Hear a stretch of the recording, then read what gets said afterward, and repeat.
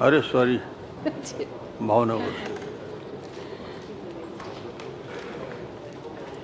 आदरणीय सभापति, अध्यक्ष महोदय जी, मेरा सवाल है, मैं सीधे सवाल पे ही आना चाहूँगी। विषय क्योंकि जो जानकारी थी इसमें वो बताया गया है कि ऐसा कोई मद नहीं आया है, CSR से संबंधित कोई फंड नहीं आया है। तो वहीं पूछना चाहूँगी कि इसके अंतर्गत जो फंड आते हैं या जो काम किए जाते हैं ज़िले में CSR के अंतर्गत, तो उसका क्राइटेरिया क्या होता है CSR फंड का? माननीय अध्यक्ष महोदय, CRS मद का जो पहले राज्य शासन में आता था और उसको भारत शासन ने अभी बंद कर दिया है।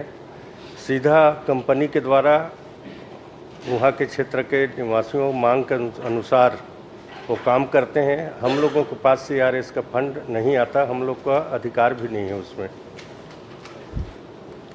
ये जो CSR फंड है इसकी क्योंकि वैलिडिटी होती है कि इस डेट से इस डेट तक कि अगर जो फंड आ रहा है आपको उसको खर्च करना है, या फंड आने की जो प्रक्रिया है वो क्या है वो प्रक्रिया? मैंने बताया ना कि भारत सरकार के अधीन होता है और भारत सरकार ने के निर्देश पर कंपनी अधिनियम में संशोधन कर दिया है और उसके तहत हम लोग के पास CRS नहीं आता। पहले कलेक्टर के पास हो जाता था, अब वो बंद कर दिया गया है। तो इसको आपको प्रश्न करना है तो भारत सरकार से आप पत्र लिख सकते हैं, क्योंकि हम लोग के अधिकार क्षेत्र में CRS का नहीं है। सर, भारत सरकार तक पहुंचने का माध्यम भी आप ही हैं, तो आप ही से प्रकाश डालने से ज़्यादा बेहतर होगा कि जो संशोधन है वो क्या संशोधन है, क्योंकि मेरी जानकारी में नहीं है। तो अगर आप सदन के माध्यम से मुझे अवगत करा पाएँ तो बेहतर होगा। बताया ना अध्यक्ष महोदय कि अब हम लोग को अधिकार खत्म कर दिया है, तो अब उसका जवाब तो मैं ज़्यादा नहीं दे पाऊंगा, क्योंकि हम लोग के पास उसका अधिकार है ही नहीं है। चलिए ठीक है जी। माननीय अध्यक्ष जी, इससे जुड़ा एक सवाल था। मैं माननीय अध्यक्ष जी, मैं माननीय मंत्री जी से जानना चाहता हूं कि सबसे ज़्यादा परेशानी हमारे क्षेत्र में है कि CSR मद को ये जो औद्योगिक घराने हैं, जो औद्योगिक उद्योग हैं, ये ईमानदारी से इम्प्लीमेंट नहीं करते हैं। उन क्षेत्रों में ये CSR मद का पैसा खर्च नहीं करते हैं, दूसरी जगहों पर खर्चा करते हैं या फिर उसमें गड़बड़ करते हैं। उसमें क्या कार्रवाई का प्रावधान है अगर वो ठीक तरीके से CSR मद को खर्च नहीं कर रहे हैं उद्योगों पर? माननीय मंत्री जी। माननीय अध्यक्ष महोदय, जब CRS मद का खर्चा करने का अपने को अधिकार ही नहीं दिया गया है, भारत सरकार को अधीन है, तो हम उसके ऊपर क्या कार्रवाई कर सकते हैं? तो माननीय यानी निरंकुश रहेंगे माननीय मंत्री जी? उन पे कोई अंकुश राज्य शासन नहीं लगा पाएगा क्या? माननीय अध्यक्ष महोदय, जैसा कि श्रीमती भावना वोरा के प्रश्न में मंत्री जी ने उत्तर दिया, 2021 में इसको बंद कर दिया गया। मैं माननीय आपके माध्यम से माननीय मंत्री जी से जानना चाहूँगा कि आप भारत सरकार से फिर से आग्रह करेंगे, क्योंकि उस समय परिस्थितियाँ थी कुछ और उसके कारण से फैसला लिया गया। अब भारत सरकार से फिर से आग्रह करेंगे क्या कि CSR मद जैसे पहले संचालित होती थी और राज्य सरकार और कलेक्टर के माध्यम से उसे निगरानी किया जाता था, जैसे कि माननीय अनु शर्मा जी ने कहा कि वो CSR मद का खर्चा बता देते हैं, लेकिन वास्तविक स्थिति में उसका खर्च होता नहीं है। तो क्या भारत सरकार से फिर से आग्रह करेंगे क्या कि इस CSR मद जैसे पहले संचालित होता था उसी प्रकार से संचालित हो?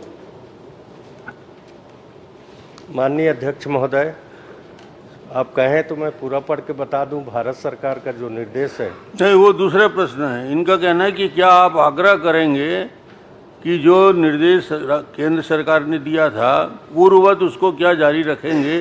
क्या ऐसा कोई पत्र आप केंद्र सरकार को लिखने वाले हैं या लिखेंगे, ऐसा प्रश्न है? हाँ या नहीं में बता दीजिए। हाँ, भारत सरकार को हम लोग लिखेंगे कि हम बस लोग ठीक अधिकार है, दें। ठीक। अजय चंद्राकर। CSR मद में सर, अगर फैक्ट्री वाला या जो भी उद्योगपति है अगर कोई पैसा देगा तो उसकी कार्य एजेंसी कौन रहेगा? वो उद्योगपति रहेगा कि कलेक्टर रहेगा? नहीं है, तो इसीलिए मैं कहा कि तो भारत सरकार से तो अनुरोध करके फिर से जो पुरानी व्यवस्था है वो लागू कर दी जाए। माननीय अध्यक्ष जी, मैंने सवाल पूछा था उसका मैंने सवाल का जवाब पूछा था, उसमें इतनी अनियमितताएं दिख रही हैं जो जवाब आया उसमें। आप बिल्कुल सही प्रश्न उठाए हैं। मैं मंत्री जी आपसे सिर्फ ये विनम्रता पूर्वक जानना चाहता हूँ कि मान लीजिए अब पहले कलेक्टर को आता था, अब वो बंद कर दिए हैं बोल रहे हैं आप, तो वो पैसा कैसे देता है, किससे पूछ के देता है और कौन एजेंसी से काम होता है? ये अगर जानकारी हो तो बताइएगा, ताकि वैसे ही फिर मिलेंगे हम लोग। ये हमारे गांव में कौन सा काम कौन करेगा, पूछ के बताना पड़ेगा ना। माननीय अध्यक्ष महोदय, जैसे अपने को अधिकार नहीं है और उसको अधिकार कंपनी को ही दे दिया गया है कि वह उस क्षेत्र के जनप्रतिनिधि जो भी बातचीत करके अपने काम कराते हैं, तो उस हिसाब से काम हो रहा है। बाकी हम माननीय पूर्व मुख्यमंत्री जी ने कहा, हम निश्चित तौर पर भारत सरकार को पत्राचार करेंगे कि वो अधिकार अपने को दे, तो काम हो सकता बस है। एक छोटा सा सवाल पूछना चाहूँगी माननीय अध्यक्ष महोदय, आपके माध्यम से मंत्री जी से पूछना चाहूँगी, अगर हमारे क्षेत्र में कोई कंपनी है और अगर उस पर न राज्य सरकार का अधिकार है, ना वहाँ के स्थानीय प्रतिनिधि का अधिकार है, ना कलेक्टर का अधिकार है, तो फिर उस पर अधिकार किसका है? मुझे बताने का आप कष्ट करेंगे।